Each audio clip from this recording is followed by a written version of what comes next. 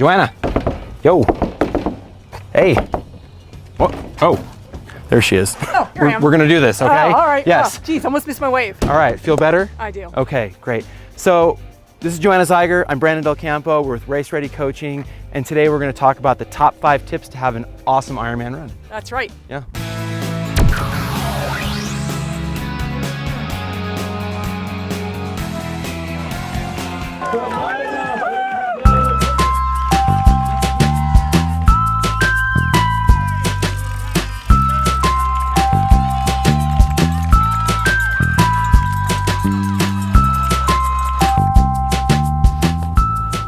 The number 5 tip is make sure you know the run course well. That's right, and right now we're standing in transition here in Boulder, and obviously it's empty, but it's going to be extremely crowded come race day, right? Right, so you need to figure out where you're gonna be running in off the bike.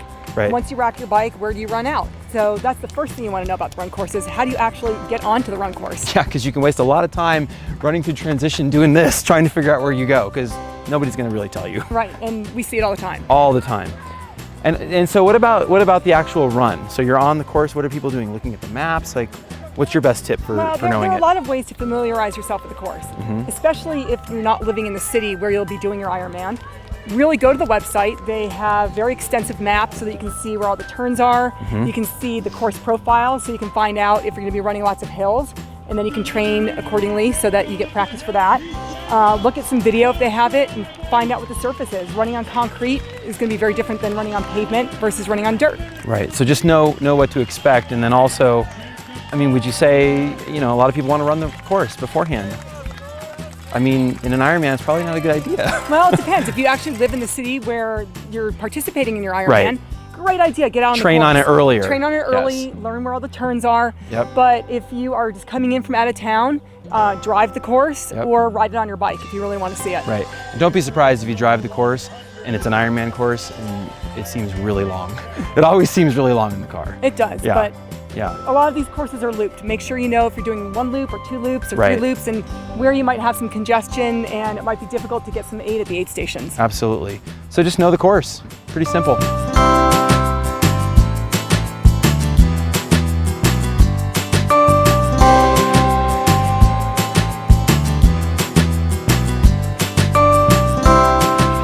All right, so we're on the number 4 tip, which is to wear something comfortable for your race. I mean, it almost seems obvious, right? Well, but yeah. so many times we see people with horrible chafe on their neck, Yep. blisters on their feet, chafe in the underarms. I have a little bit of that going on right now. I did the open water the other day for the first time this year, and sure enough, I chafed because I wasn't prepared, but.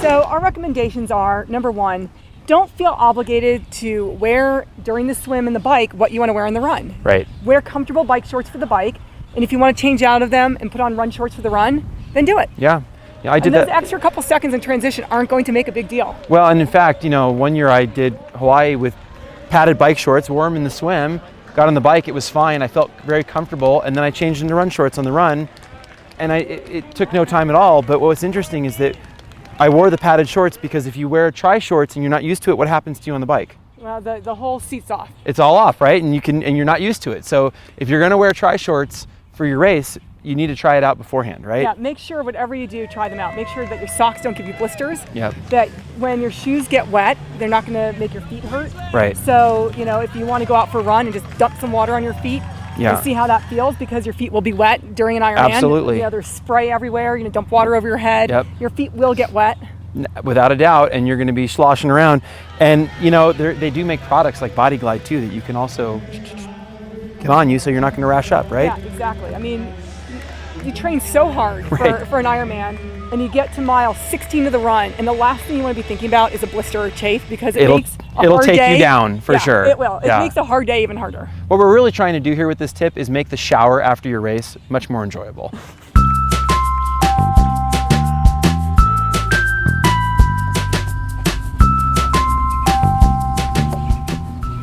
So we're sitting at a picnic table here. What are we talking about? Well, our number 3 tip is have a nutritional plan. All right. like nutritional morning of, on the bike, in the race, what? All of those things are important, but we're Okay. talking about tips for the run, so let's talk about nutrition on the run. Right. And boy, do we see a lot of people having their Ironman race completely derailed because Yeah. they have problems with their stomach. They're running in and out of the bathroom. They are throwing up. All horrible things. Walking because they have no more calories in them, Yeah, right? or their stomach is sloshing around. Yeah. So our tip here is really figure out how many calories per hour you need, how many ounces of liquid you need per hour, how many milligrams of electrolytes you need per hour. Right. And you know what? If you need to write it down because you're not going to remember, put it on a little piece of paper and put it in your transition bag and carry it with you. Yeah. Because I've you seen know people what? do that. When you get out there and you're tired and your head starts to get a little bit foggy, it's hard to remember all that. And then all of a sudden you get to the transition area or to the aid station, you start throwing down some water and some Coke and some Gatorade. It's a smorgasbord and you don't even know what's going and all on. of a sudden your Yeah. stomach explodes because you put in all this stuff. Now what about on the race course? You know, I see a lot of people carrying. I never carried anything. I had steel stomach here, so I would just eat whatever they were giving me. You still have it. It's gone away, but so I would eat whatever was on the course. Now, can everybody do that? I mean, You know, not everybody can. Right. I particularly had problems taking in. Super Yeah, sensitive. you know, very sensitive. yeah, So if you need to carry a waist pack with a bottle, right. don't be afraid to do that. So know your nutrition before you're going into know it. what you're doing. Yeah. Practice it in your training. And if you feel like you have to take it with you, then bring it with you and drop Right. off a bottle in your special needs. But don't deviate from your plan. Right. You know, that's what happens is people get confused when they get out there. They start doing crazy things, and then all of a sudden, It's all out the window. they become asphalt pancakes. Totally. You've done that many times. I have. Yeah.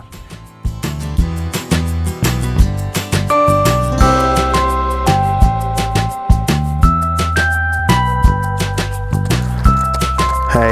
Hey, what's the matter? Are you okay? I'm fine, but you know, I'm doing what a lot of people do here. I'm sitting on this rock because I went out a little too hard, and we're reenacting what happens to you if you don't pace yourself, which is the number 2 tip.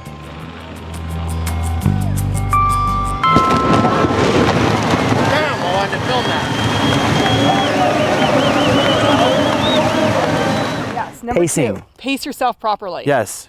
You know what's really fun to do after a multi-looped Ironman course?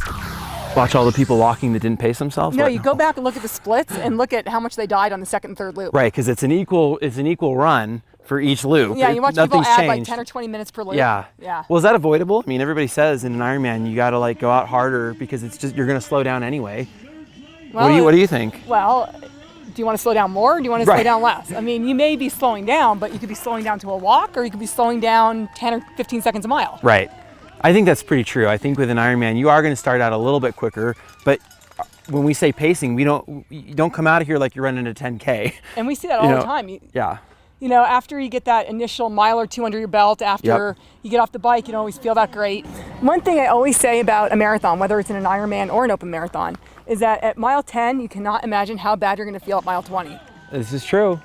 I mean, we've all been there. Yeah, and people think that they are going to be immune to that effect. Right. And nobody is. Right. So the real goal here is, I mean, in Ironman running too, you have so many more components with nutrition, your muscle fatigue, all that stuff. But if you really do stay within your zones in that first 10 miles, you're probably going to have less of a slowdown, right? Exactly. And you don't want a complete breakdown where you're sitting on a rock. No rock sitting.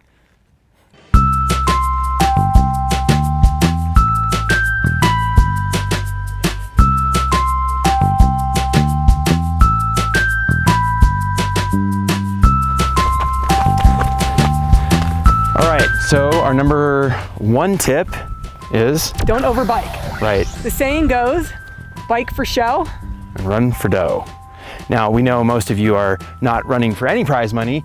Pros do have to put it on the line once in a while and they gotta bike really hard, but our number 1 tip is really geared towards the every person athlete to not bike too hard, right? People, I don't know what it is about the sport of triathlon, but bike splits are just like this coveted thing, having Yeah. this fast bike split. Right. And you see people that are biking so fast that they actually have a run that is slower than their bike Right. because they bike so hard. That was one of our favorite phrases. Well, you're gonna bike slightly faster than your run. Yeah. We don't want to see that happen to you. So you have to really don't bike like a hero. bike within your range. You have a full marathon to run here, and it's really, really fun to run past people and just be like, nice bike. Exactly. So know what your parameters are on the bike. And remember, 26.2 miles is a long way. Yeah, no joke. It is a long way. Put a little reminder on your top tube that says, do not overbike. You'll thank us.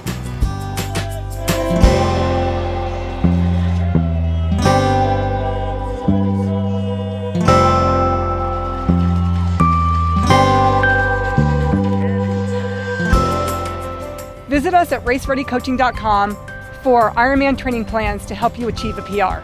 I'm once again Brandon, and this is Joanna, and this has been the top 5 tips on how to have a great Ironman run. And we've got one more for you, which is just remember, it doesn't always get worse. That's right, it's not over till it's over. That's right, so stick it out and come visit us on our website.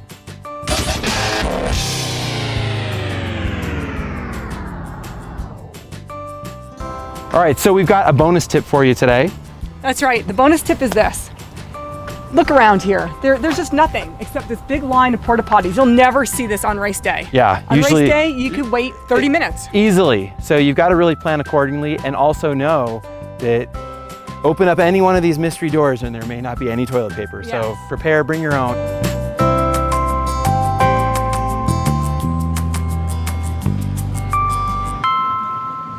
Bring your own, get there early enough so that you are not stuck in the back of the line. Yeah, and rushing to your wave or missing your wave. It's just an added stress you don't need. Yeah, what are people doing in there so long? Are they reading the paper? I don't know what they do in transition for so long. I can't figure it out. Yeah. I mean, they're in there forever. Well, it is race day.